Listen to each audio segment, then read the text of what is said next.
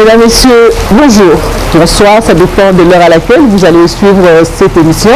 Nous avons le réel plaisir de recevoir pour vous aujourd'hui Madame Kandolo, Léonie Kandolo, avec qui nous allons nous entretenir dans le cadre de cette émission RDC Action Impact. Vous menez des actions qui impactent la vie des autres dans ce pays.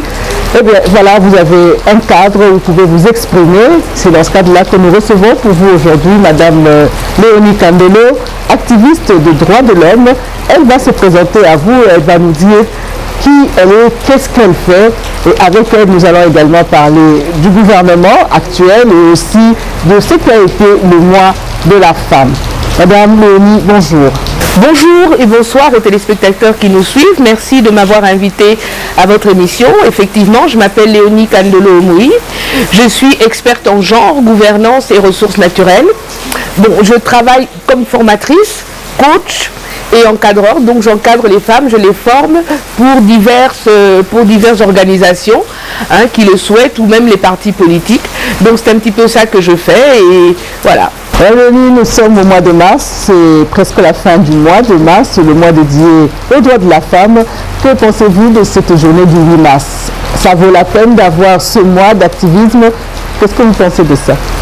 Mais je pense qu'il y a des journées, chaque fois qu'il y a une catégorie de personnes qui sont lésées, les Nations Unies leur ont donné une journée. Et quelque part, les droits des femmes étaient lésés durant des siècles. On va carrément parler de siècles. Et c'est pour ça qu'on a donné une journée spéciale pour reconnaître que les droits de la femme doivent être mis en avant. Il y avait notamment le droit de vote, il y a beaucoup de droits que les femmes n'avaient pas. Et qu'à partir d'aujourd'hui, elles sont mieux représentées. Mais une chose est certaine, c'est que le combat n'est pas encore arrivé à son terme, puisque la femme, qui est la majorité de la population de l'humanité, n'est toujours pas en majorité représentée dans les grandes institutions. Le thème choisi par notre pays pour cette année, comment vous l'avez jugé et comment s'est passé ce mois pour vous, activiste des droits de l'homme aussi, vous prenez l'égalité du genre, comment s'est passé ce mois pour vous? Disons que c'est un mois où nous avons beaucoup d'activités, nous faisons beaucoup de formations, beaucoup de conférences, beaucoup de coaching. Mais le thème qui était par rapport donc à l'accès à l'internet, à l'accès aux médias, mais surtout au numérique, je pense que c'est un bon thème qui concerne essentiellement les femmes des villes, parce que quand on voit quand même d'abord l'accès à l'électricité au Congo qui n'est quand même pas toujours facile, l'accès aussi aux appareils, donc les Android ou les ordinateurs, ce n'est pas évident. En tout cas, globalement, nous avons, d'après les statistiques que j'ai lues, 32% des femmes en RDC ont des appareils. Donc c'est déjà pas mal. Et je pense que, surtout pour les femmes qui sont dans des activités commerciales, les femmes qui sont en politique, les femmes qui sont dans la société civile ou qui ont des messages à passer, il est très important d'être connecté au numérique. La parité homme-femme, un nouveau gouvernement qui vient d'être mis en place. Qu'est-ce que vous pensez de ce nouveau gouvernement en termes de l'intégration, en ce qui concerne la participation de la femme?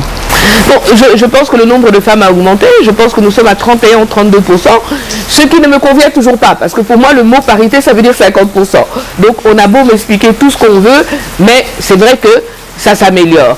Alors, ce qui m'a un peu surpris dans ce gouvernement, c'est peut-être le nombre, parce que nous pensions que le nombre allait baisser, et surtout l'augmentation du nombre des vice-premiers ministres et des ministres d'État, ce qui va augmenter la charge, le poids financier du gouvernement. Donc c'est peut-être ça un petit peu qui m'a un peu surpris quand nous cherchons à réduire le train de vie de l'État. Donc c'est peut-être à ce niveau-là que je peux avoir un peu de réserve. On a vu de nouvelles grandes pointures qui sont rentrées dans le gouvernement. Je ne peux pas juger avant d'avoir vu le travail. Il faut que je les voie à l'œuvre pour que je sache ce qu'elles sont venues faire dans le gouvernement et comment elles vont agir, et surtout pour le bien de la population, parce qu'un gouvernement agit pour le bien des populations. Donc j'attends de voir, comme on dit en anglais, wait and see. Le pays est agressé. Pensez-vous que la priorité pour le gouvernement actuellement serait peut-être d'arrêter avec la guerre, l'instabilité à l'Est, ou de poursuivre avec le processus de l'enrôlement des électeurs et aussi le processus électoral en général? Vous savez, En Afrique, on nous demande toujours de choisir entre le développement, les élections, entre la guerre et ceci et cela. Mais je vais vous dire qu'en 2006, il y a eu des élections, en 2011, il y en a eu, en 2018 également. Mais que la guerre existe depuis près de 30 ans en RDC. Donc, durant toutes nos périodes électorales, nous avions l'Est du pays qui était menacé, qui était agressé avant on disait que c'était des rebelles, maintenant on sait que c'est le Rwanda. Donc ce n'est pas une situation nouvelle. Je pense que avec le nouveau gouvernement, ils vont sûrement trouver des stratégies pour nous permettre d'avoir des élections en temps et en heure selon la Constitution. Mais comme on dit, à l'impossible, nul n'est tenu. Mais personnellement, moi je suis une personne, j'aime beaucoup le respect des textes, donc j'espère qu'il y aura des élections en décembre. C'est même si une partie de la population de l'Est n'arrive pas à se faire enrôler parce qu'ils ne sont pas chez eux actuellement, ils sont déplacés, ils sont dans d'autres pays voisins, ils fuient et ils ne peuvent pas se faire enrôler. C'est une réalité. C'est à la CENI de trouver des solutions à ça. Et puis, c'est ça qu'on dit, on ne sait pas comment vont évoluer les choses avec le nouveau gouvernement, avec le nouveau ministre de la Défense, sûrement avec des nouvelles mises en place au sein de l'armée. Donc, pour moi, je pense que ce sont des signes positifs.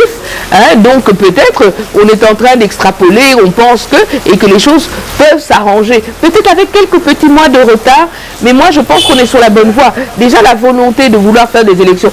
Je dois rappeler que quand même en 2018, il y avait la guerre aussi. Donc les gens se sont enrôlés comme ils pouvaient.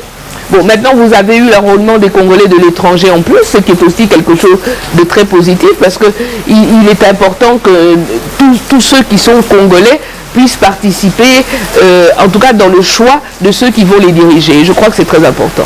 Vous êtes société civile, nous avons parlé tout à l'heure de parité. Les élections sont en train de se préparer timidement, mais ça se prépare quand même. Comment faites-vous pour qu'il y ait plus de femmes qui puissent postuler? Ce n'est pas à moi de le faire parce que ce sont les femmes politiques qui doivent avoir un engagement. Et moi je dis toujours, d'abord, si vous avez envie d'être élu, il faut être dans les partis politiques, parce que avec la nouvelle loi... Il y a aussi les indépendants. La nouvelle loi électorale n'est pas très favorable aux indépendants. Elle est plutôt favorable aux grands partis, puisque pour le degré d'acceptation d'une liste, par exemple pour les députés nationaux, il faut que la liste ait 300 candidats, c'est-à-dire 60% de la représentativité du Parlement, c'est-à-dire 500 personnes.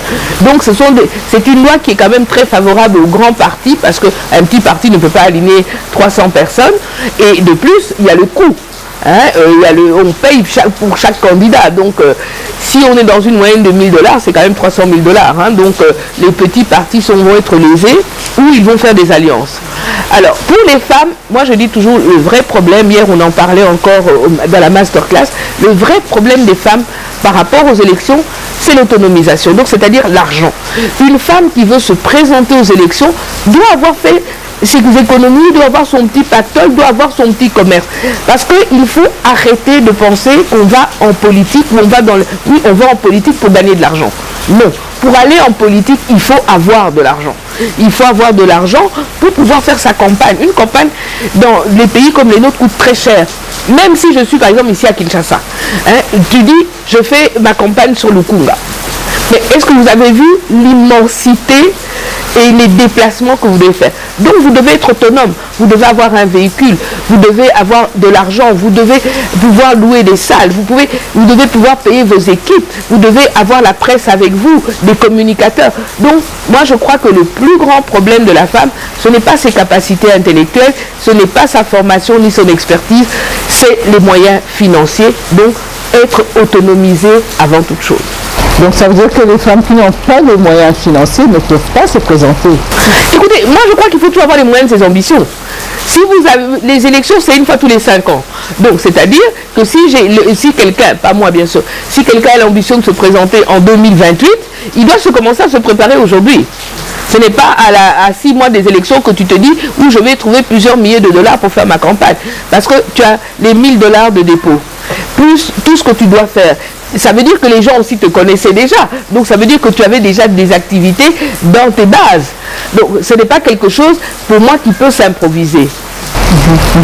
Et comment peut-on faire justement pour prendre cette femme rurale qui a de bonnes idées, qui aimerait bien se battre pour sa communauté, pour la sortir de l'ombre. Que fait la société civile, notamment, je ne sais pas moi, les communautés de base à ce niveau-là? Qu'est-ce que vous menez comme activité?